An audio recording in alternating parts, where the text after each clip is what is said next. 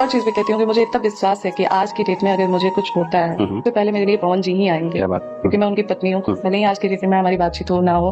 भाई वीडियो को आगे देखते हैं, इससे पहले आप लोग वीडियो को लाइक और अगर चैनल पर नए हैं तो चैनल को सब्सक्राइब जरूर कर लेना, क्योंकि पावर स्टार पवन सिंह और ज्योति सिंह का नया नया वीडियो इस चैनल पर आता रहता है। भाई ये ज्योति सिंह का इंटरव्यू देखने के बाद सभी भोजपुरी फैंस और भोजपुरी इंडस्ट्री के लोगों के दिल को बहुत सुकून मिला होगा, क्योंकि ये इंटरव्यू से पता चलता है कि पावर स्टार पवन सिंह की पत्नी ज्योति सिंह पावर स्टार पवन सिंह से कितना प्यार करती हैं। भाई ज्योति सिंह ने ये कहा कि अगर मुझे कभी कुछ होता है तो सबसे पहले मेरे पति पवन जी ही मेरे पास आएंगे, और मेरे पति पवन जी को कुछ होता है तो मैं सभी काम को छोड़कर सबसे पहले मैं अपने पति के पास पहुंचूंगी। भाई ज्योति सिंह के इस इंटरव्यू से ये मालूम हो रहा है कि पावर स्टार पवन सिंह और ज्योति सिंह के बीच कुछ भी खटास नहीं है। ज्योति सिंह और पवन सिंह का पति पत्नी का रिश्ता हमेशा बरकरार है और बरकरार रहेगा।